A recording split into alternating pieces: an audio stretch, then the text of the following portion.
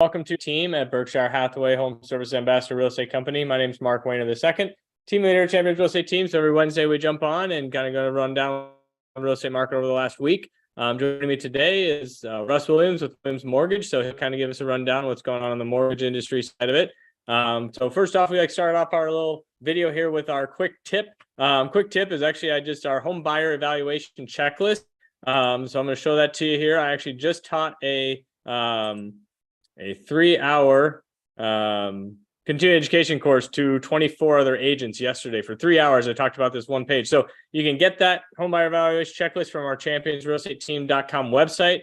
Down here on the sidebar, there's our home buyer guide here. So we'll click on that. That'll bring you over to the home buyer guide packet. In that packet is a home buyer evaluation checklist here form. So this is kind of everything that when you're looking at a house, both structurally, the neighborhood, miscellaneous, your utilities, there are things that as when we're working with our buyers that you don't know what you don't know. So there's some of those things that like you may, oh yeah, I know to look for that, or I know to look for this, or oh, I didn't think about that. This is one of those good checklists. You don't need to use it for every single house, but it's a good idea to have a good, foundation of what to look for when you're looking at those homes. So these are things that like I've been, in the business for 15 years. These are all things that are kind of just built into my program in my head of what to look for when I'm going through property. So, obtaining a seller property condition disclosure statement, that's a disclosure statement that the seller fills out to the best of their knowledge of anything they have on here.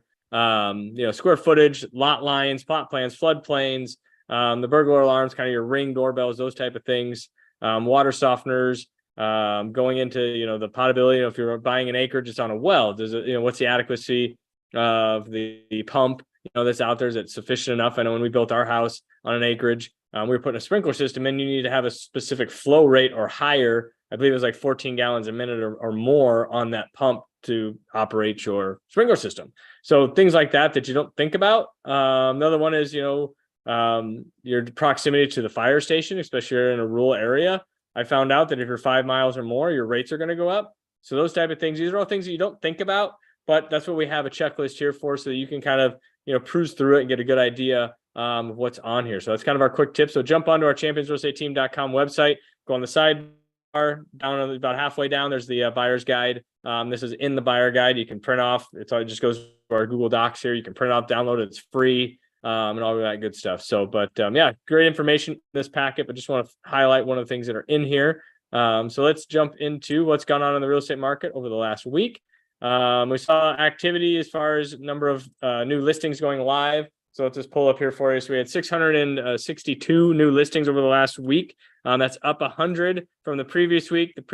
2 weeks ago, we were at about the 650 630 ballpark. And then before that, we were about 400 and some. So we're seeing kind of little ups and downs in the inventory. I know we're getting some nicer weather, warmer weather, I guess, coming up this weekend. So we might see a little bit more uptick in those new contracts written. We're seeing our interest rates go up a little bit. Russ and I were just talking about discount points, and he might touch on that just in a little bit here. But basically kind of position yourself to, navigate through those higher interest rates.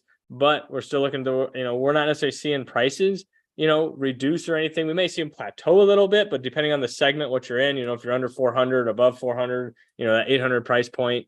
So it just depends on what market segment you're looking in these numbers. And that's what we do here. Champions Real Estate Team is get you a game plan, the scouting report of what's going on out there in the market, both buying and selling, and knowing what buyers are looking at, what sellers are looking at, and is it a good time? So contracts written is at 381. So that's kind of on par with what we've had the last couple of weeks. So we're not seeing that activity adjust too much. We're seeing, obviously, like I said, the new listings coming on more on that side. So you're getting more, but we're still, in that seller's market. So when I look at this 30,000 foot view graph, pull it up just a second.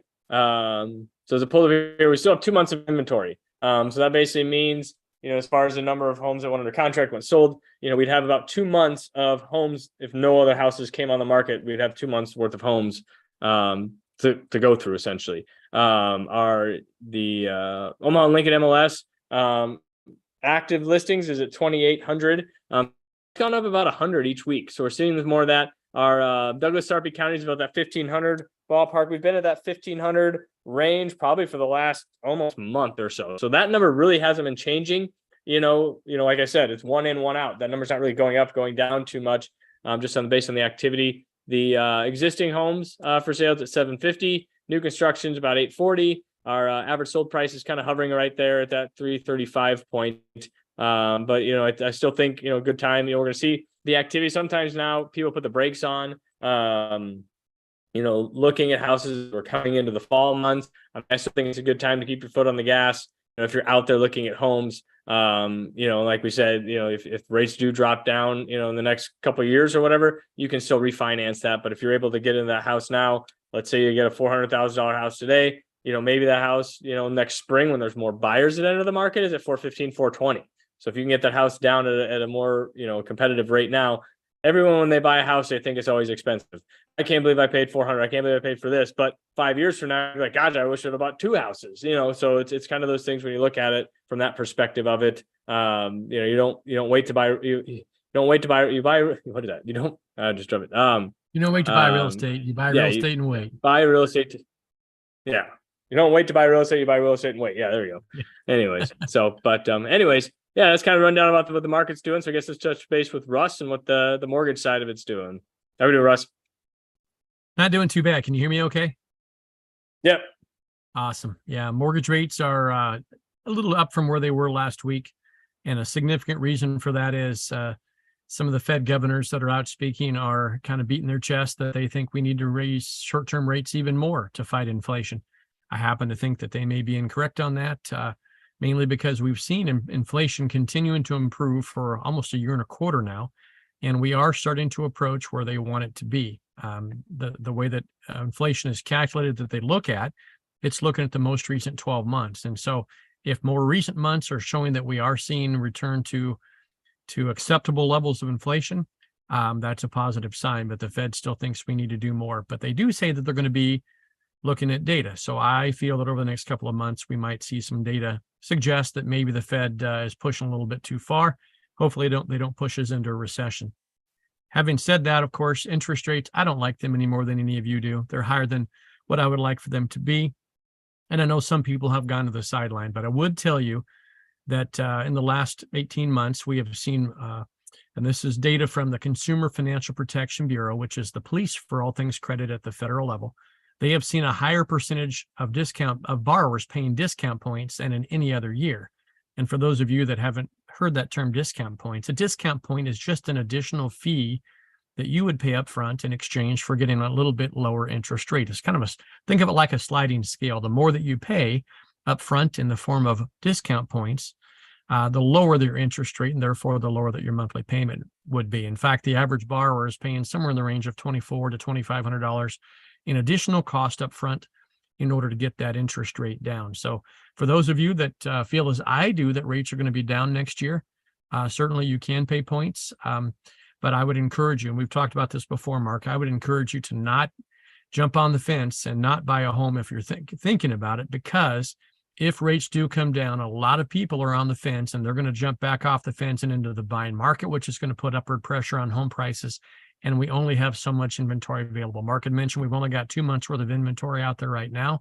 We can't build homes fast enough, and people are not listing homes a lot as much as we'd hope for them to list, because of course many of them are secured at very low interest rates. So having said that, this is a great time to buy a home, folks. Even though the rates are above where I want them to be, you got a great chance next year to refinance, and the cost of the refinance are going to be far less than I anticipate you may the appreciation you may realize next year. Yeah.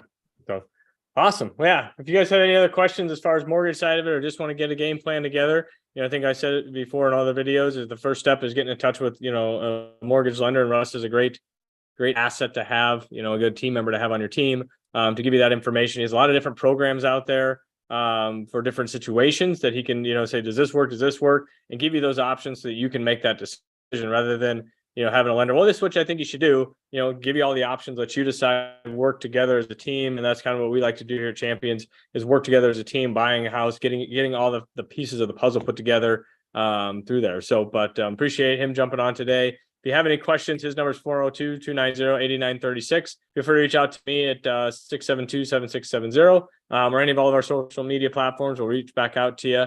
But yeah, awesome. And have a great week. And we'll see everybody next week. And